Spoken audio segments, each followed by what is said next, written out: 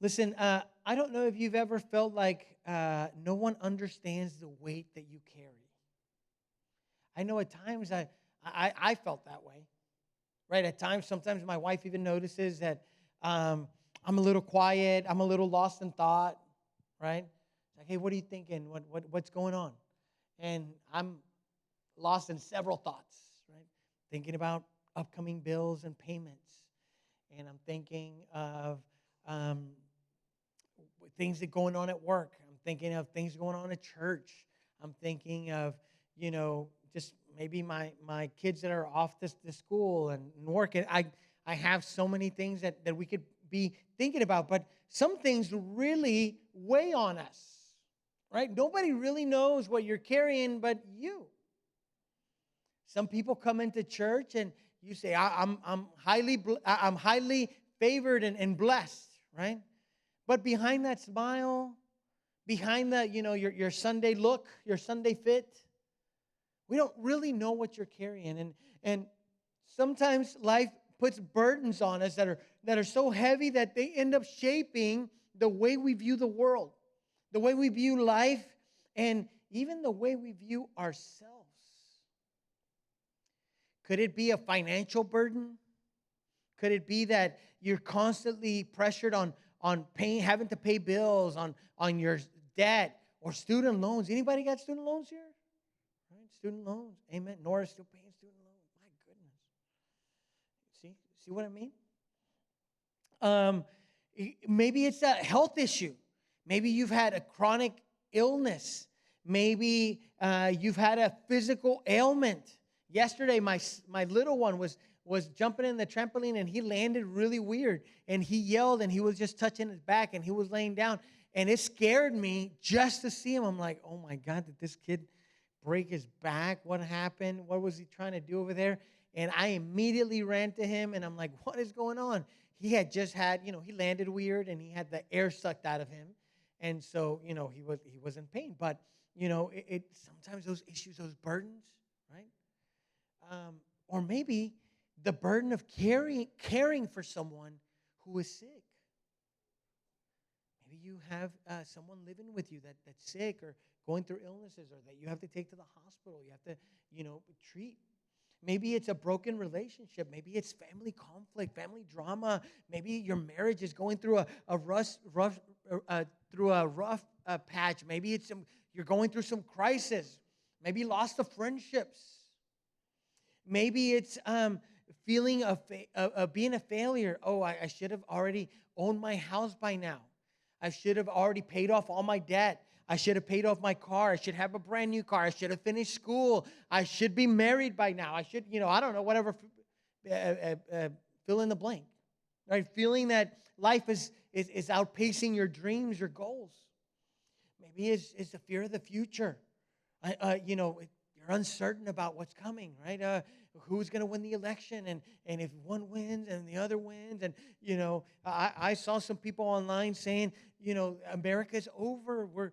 There was somebody that said we're going to wake up slaves, and I'm thinking like, are we in the same country? There's just so many, but it's legitimate. People are crying, and people are worried about our future.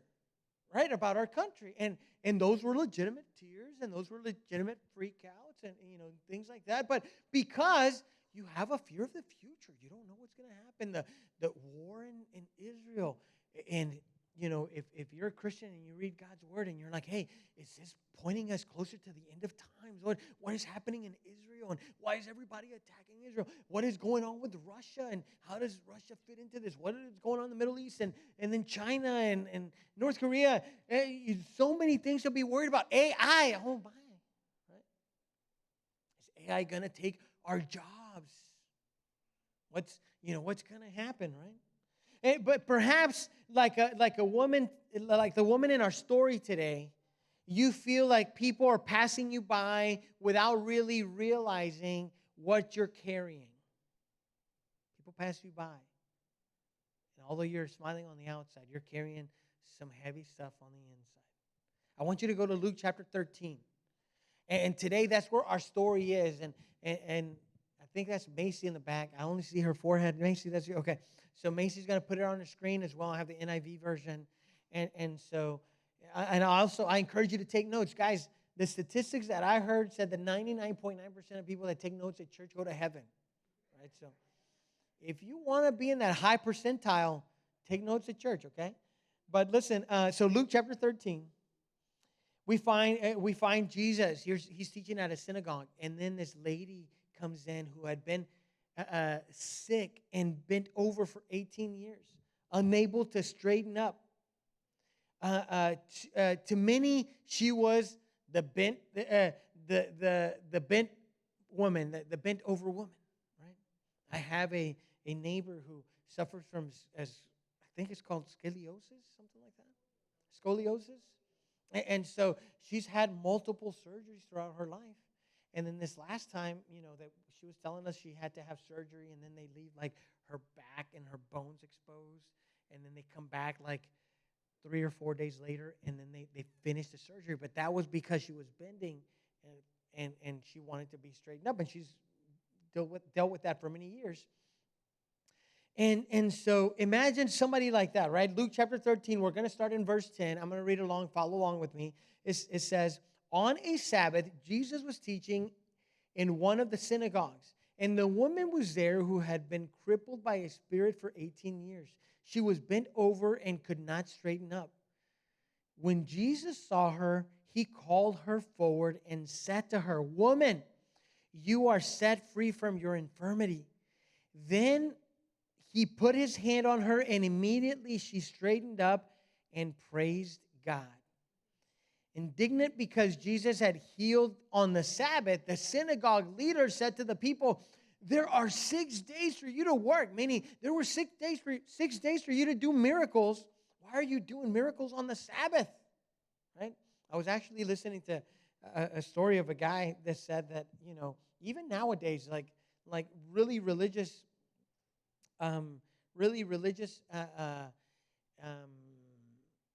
Jews continue to sort of make rules and navigate rules. Like on the Sabbath, you're not supposed to touch money, so you can't pay for things.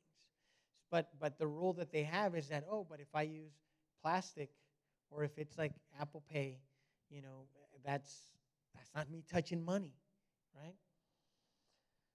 So even now, you get all kinds of people with rules and stuff like that. But this guy, he was going off. He's like, 6 days. So come and be healed on those days, not on the Sabbath. Then the Lord said to him, "You hypocrites, don't each of you on the Sabbath untie your ox or donkey from the stalls and lead it up to give it water? Then should not this woman, a daughter of Abraham, from whom Satan has kept bound for 18 long years, be set free on the Sabbath day from her bounds?" When he said this, all his opponents were humiliated, but the people, and this is cool, like the rest of the people, right, the rest of the audience, the rest of the synagogue was delighted with all the wonderful things that he was doing. So today, I can just go on and on about these guys that were being hypocrites, but I don't want to. I want to give you 3 things and then 3 things to take home. But the first thing I want you to write down, if you're taking notes, is that God sees us and he knows our story. Right? I may have missed you coming in, and I may not have said hello to you. I may have missed you. Somebody may have missed you. Maybe nobody shook your hand as you were coming in, possibly. But God sees you, and God knows your story. Maybe you're smiling on the inside, smiling on the outside, but crying on the inside. Jesus is teaching in the synagogue when he sees this woman in pain, and Jesus doesn't overlook, or Jesus overlooks that she's bent over, and he actually notices her. I was thinking if it was somebody like that coming to our church, maybe you show up a little late. Maybe you sit in the back. Maybe you even leave a little early. You don't want to be noticed, but you have your spot. You have where you usually sit, where people maybe don't notice you much, don't bother you much, because you're carrying something with you. And she was carrying it for 18 years, but Jesus saw her. Every detail of your life matters to God. Jesus said to this woman to come forward. He called her out, and then he says, you are free from your infirmities. It's a small detail, but it has great meaning. Jesus didn't just pass judgment on her. He looked at her with compassion and understanding. Maybe today you're feeling burdened or unseen or ignored. God sees you. Jesus saw this woman and brought who he called forward and was able to take that burden off of her and straightened out her back. And just like Jesus, we're called today to bring our burdens to Jesus. I want you to trust that today he's noticing you, he's seeing you, and he cares deeply for you. Those words weren't just for her. Those words were for us. God doesn't ignore one single problem of yours. He knows the problem that you have, and he knows the potential that's inside of you.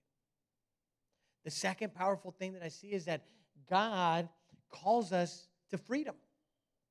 God calls us to. Jesus not only noticed her, but he acted.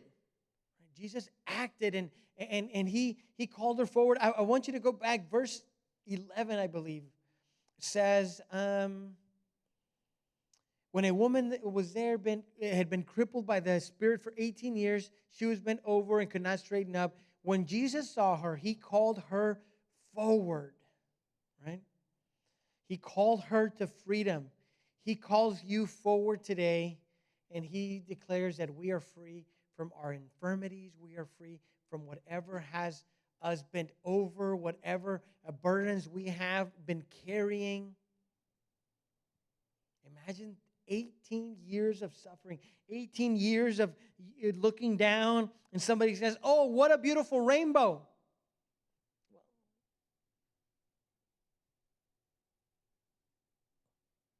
Oh, what a beautiful mountain. Look at the sunset. I notice scratches here. I'll notice a little dirt there. Imagine 18 years of that suffering. But notice that Jesus calls her to him, pointing her out in front of everybody. It's a little uncomfortable, right? Imagine I point you out right now. Maybe you're feeling, I don't have my best hair day. I have a big pimple on my face. I have, I don't know. I came in with, on a wheelchair, and Jesus is calling them out, pointing them to him. The bent over woman who had to take a step of faith, and she came before Jesus in the synagogue. It wasn't easy, and it's not easy for us either. It's not easy for us to choose to take our burdens, to choose to take those things that we're carrying to Jesus. Sometimes we hide because we think we are hopeless, because we think nobody sees it, nobody will understand it. Our struggle is too big, our struggle is too great, or as the young kids would say, the struggle is too real. And we hide it inside. But Jesus calls us to himself to set us free and to heal us. God calls us to freedom today. He is not limited by our circumstances. Maybe something is holding you back, right? Maybe it's fear. Maybe it's sin. Maybe it's whatever you're struggling with. I was talking to somebody today who completed the growth track, and they were talking about, there was one of the forms that talked about, we asked if you're saved, right? You're born again Christian, and they were talking about, baptism. I'm like, hey, one of the young men came and said, hey, I want to get baptized. Can you sign me up? And I'm like, yep, I got it. I'm signing you up. And then the other person said, hey, I haven't been baptized yet, but I have a struggle because I grew up Catholic, and for 2 years I've been walking with the Lord, but, my mom really feels like I'm a failure. And she's really just focused on religion. we're focused on a relationship with God. And I try to tell her, and she's like, I'm torn because I want to, but I don't want her to shun me from her life. And so we were having this discussion, right? What's more important? Maybe something's holding you back. Today, Jesus is calling us to rise up, to leave it behind, to walk in His freedom. Don't be afraid to come to Jesus. He doesn't judge you. He knows your story already, and He's calling you to restore you. So don't be afraid. Today is the day you can be free from all your sins, all your shame, or any burden that you are carrying. The third thing I want you to write down is that God takes us from broken to blessed. After being healed, the woman praised God, and her testimony impacted the crowd and made everybody else happy. It brought joy to everybody. How amazing is it that her healing impacted the crowd and they were all filled with joy? She is an example of how God uses the broken, the bent, the ones that can't be straightened up to be restored for His glory. We can say, hey, that used to be me. The alcoholic, the drug addict, the depressed, the cutter, you fill in the blank. But then but now I'm restored. God uses your restoration for His glory. In the morning, I did this exercise, and I want to do it with you too. I want to ask you a question. Can you stand up if God has done a miracle in your life? If God has ever done a miracle in your life, can you stand up?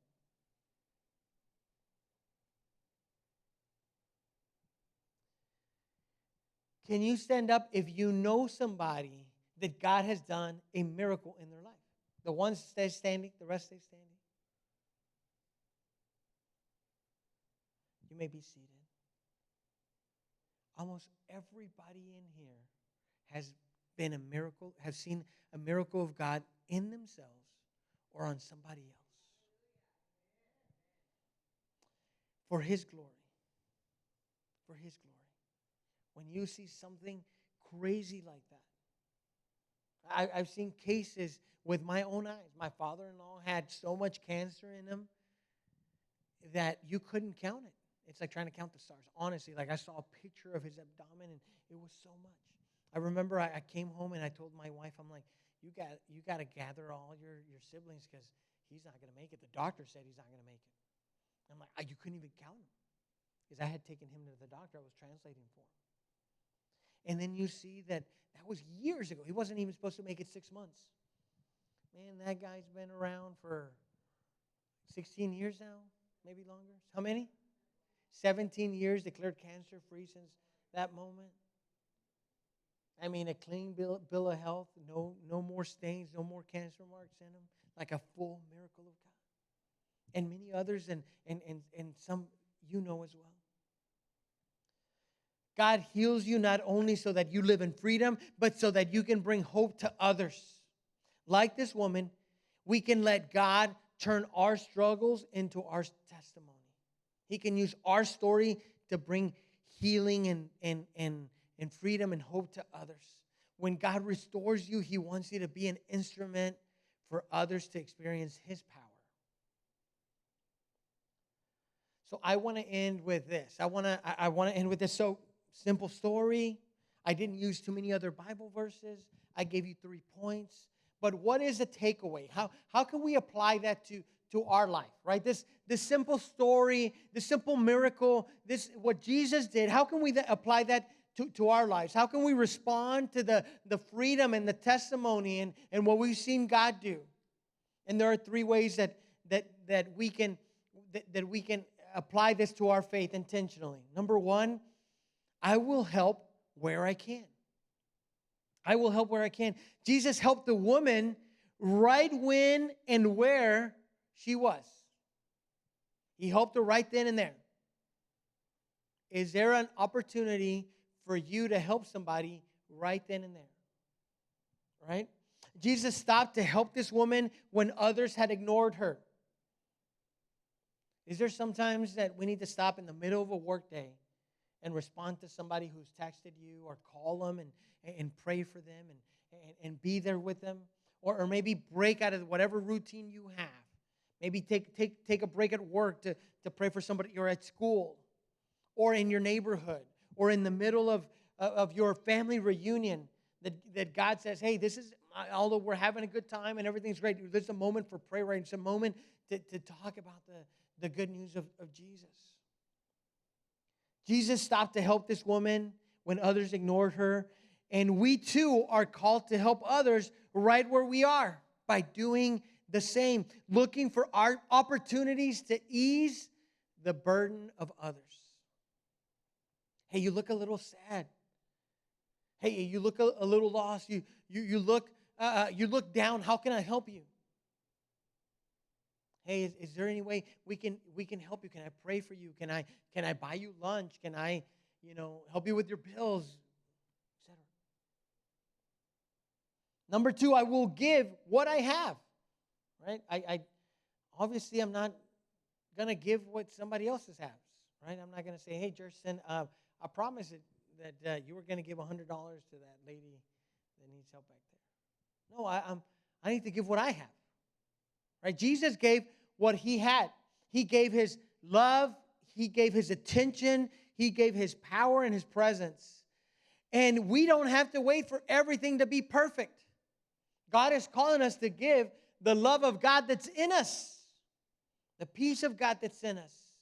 Right? If there's a situation that's getting out of hand, that's a little crazy, we are to extend peace and grace and love.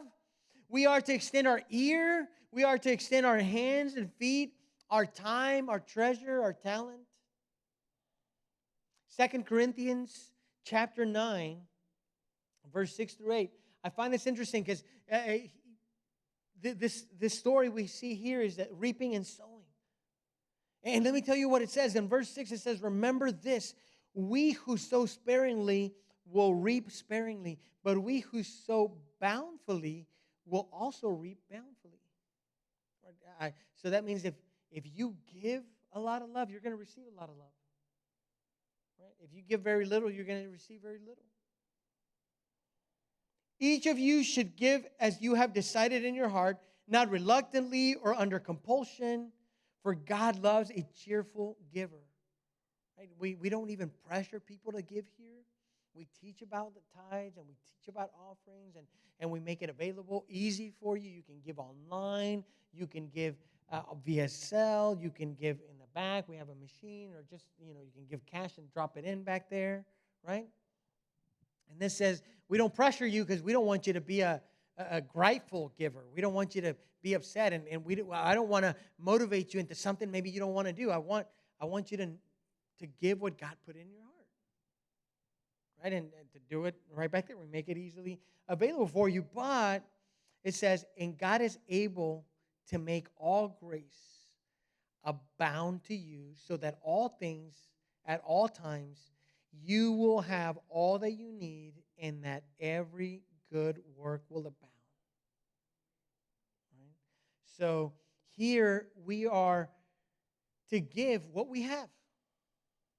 Give what you have. You have time to go pick up somebody. You have time to give somebody a ride.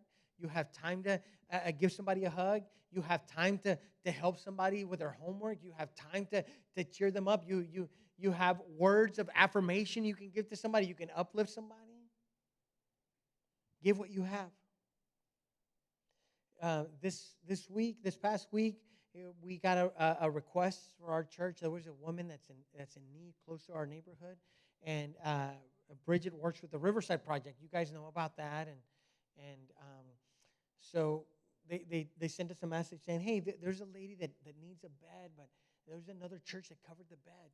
But would your church be able to cover just the linens and the pillows and things like that? Right? We don't have to come here and tell you, hey guys, can you give so that we can buy that? No, you're already given. Out of what you give, we just say, yes, we'll go buy the linens. And we'll go do it. We're just an extension of what you do. And we're cheerful when we do that, right? We do it with our open hands and a smile. Number 3, I will lift up others. Jesus lifted up this woman both physically and spiritually. We are called to do the same. Words of encouragement, acts of kindness, being there when someone is feeling down. Be an encourager in someone's life. Remember that Jesus lifted up this woman both physically and spiritually. Like a month ago already, my dad was lifting up just, in the fall, you lose a lot of leaves. And so my dad was lifting up just a bunch of leaves, and he was putting them in a trash bag, and he was lifting leaves and putting them in a trash bag. And in one of those that he was lifting, he bent wrong, and he hurt his knee.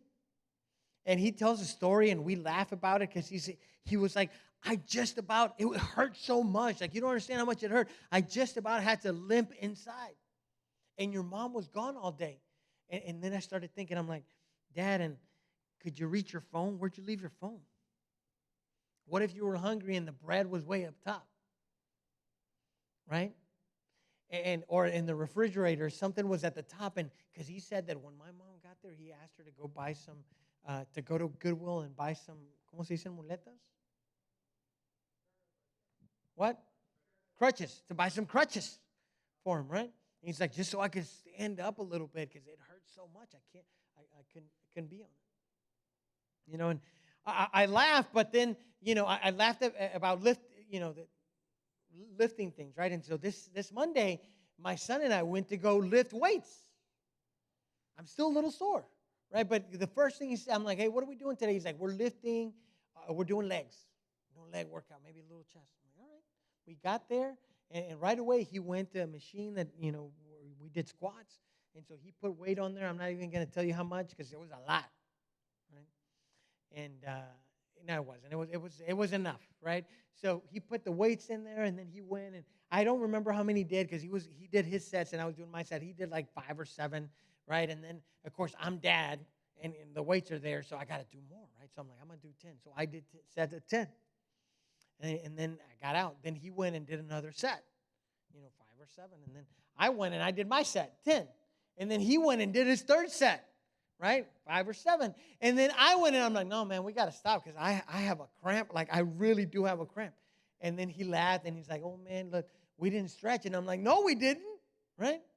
So then we started stretching, right? And even stretching was hurtful because by now I felt it real tight, my muscle back here real tense. And I was like this, and I wanted to tell him, like, hey, push me down. I can't, But I was embarrassed because everybody was there. Everybody was already lifting, and now we're over here stretching because I hurt my leg. And then I'm like, no, take some weight off of there. So finally, after we stretched, we took some weight. We did a few more things, and then we went and did chest and things like that. But I noticed something that, he's a lot younger. And so he doesn't have to be too intentional about, his posture and how he lives, right? I have to be intentional because I'm older and I got to stretch. When we go running, he just starts running. When we go running, I need to stretch. Sometimes I stretch before I even leave the house, and then I run 5 minutes, and then I stretch again because I need the extra stretch, right? But now I have to be more intentional when I'm lifting heavy things. So sometimes we lift stuff. There was a coffee machine that we bought that hopefully we'll get to use soon for the church. But we bought a big coffee machine that had a lot of, it makes all the nice fancy coffee. And so I'm telling my son, I'm like, hey, lift with your legs. And this is how you do it. And he doesn't care too much, how to lift. And you're young and you get sore, you hurt your back, and you're fine. But when you're older, you got to be more intentional about how you lift. Because you hurt your back for it takes a long time to recover, right? I have to be more intentional about lifting. And my question to you is, how intentional are you in lifting others up? How intentional are you in lifting others up? Because you see, now I have to think about lifting physical things. And I want to think about how I lift up other people. I want to be intentional about how I lift up other people, about how I utilize my time. How do I utilize my money? How do I utilize, the resources that God has given me, to lift up other people? Am I going to spend my whole time complaining or giving words of affirmation and lifting people? Am I going to spend my time looking at somebody's current condition? Oh, man, you're bent. You're carrying all that. No, man, how's the floor down there? Right? Or am I going to call them up to their potential? Hey, do you know God can help you? You know you were made for more than that. You were made to look at the stars. You were made to look at the heavens. You were made to see these beautiful things that God has for you. And we were made to encourage others and lift other people up physically, emotionally, spiritually. Am I intentional about lifting others up? I can tell you that we have our Bible study on Wednesdays, and I'm intentional about, hey, what's our takeaway? How can we lift other people? What is it that you take away? Right? I have my men's group, and the same thing. How can we lift each other's up? And not just be like, oh, I had a bad father. Oh, this is bad. No. We lift each other up.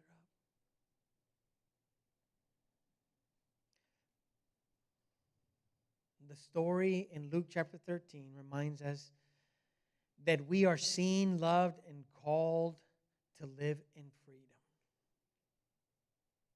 I want you to stand up right where you are. And I have 2 challenges. Number 1,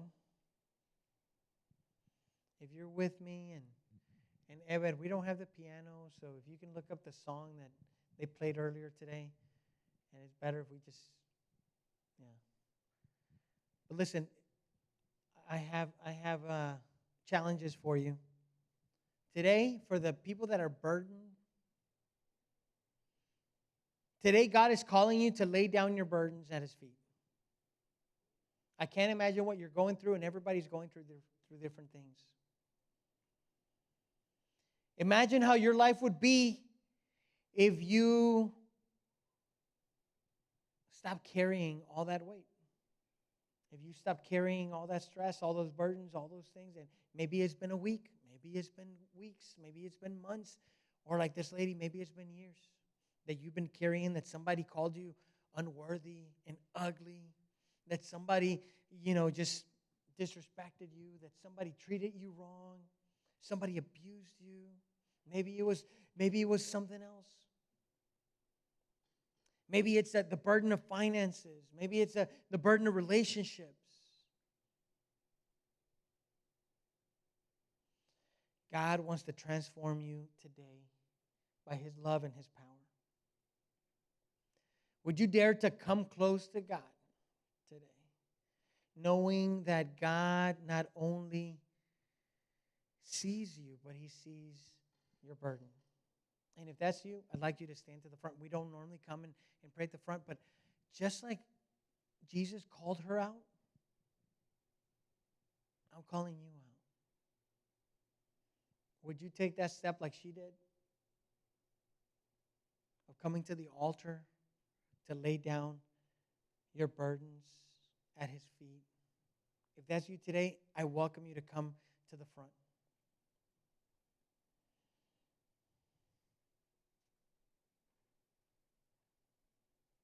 To the rest of the church, this week I want you to think about how you can intentionally lift somebody up. Using your gifts, your talents, your treasure. How can you lift up somebody? Somebody that's in need, somebody that needs help, somebody that's smiling on the outside but crying on the inside. Right where you are. I want to pray today.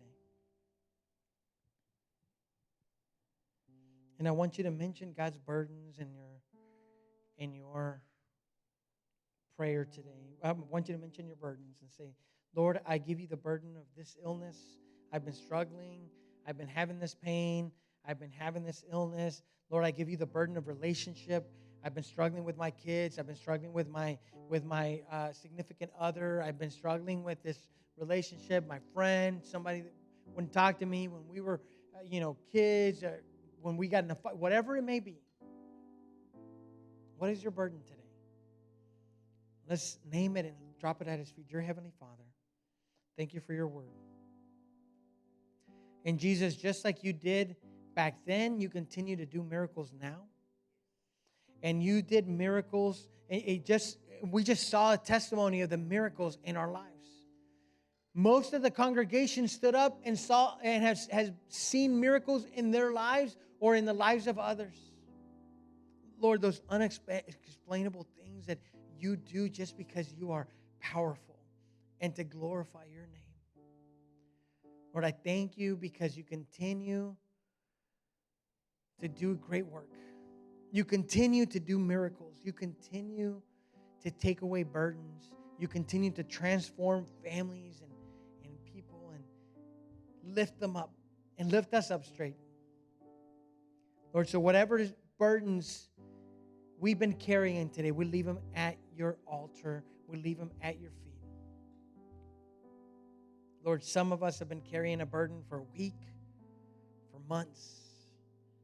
Some of us seem like we can't find the answer. But today, we leave them at your feet.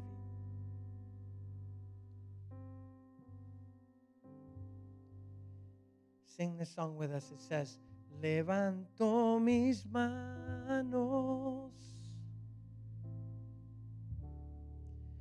aunque no tenga fuerza. Levanto mis manos, aunque tenga 1000 problemas. Cuando levanto mis manos, comienzo a sentir una unción que me hace cantar. Cuando levanto mis manos, comienzo a sentir el fuego. Cuando levanto mis manos, las cargas se van. Nuevas fuerzas tú me das. Todo esto es posible. Todo esto es posible cuando levanto mis manos. Let's sing it one more time. Levanto mis manos. I lift up my hands even if I don't have any strength. Aunque no tenga fuerza, I lift up my hands. Levanto mis manos, even though I have so many problems. Aunque tenga 1000 problemas. Cuando levanto mis manos, comienzo a sentir una unción que me hace cantar. Cuando levanto mis manos, comienzo a sentir el fuego. Cuando levanto mis manos, mis cargas se van. Nuevas fuerzas tú me das. Todo esto es posible.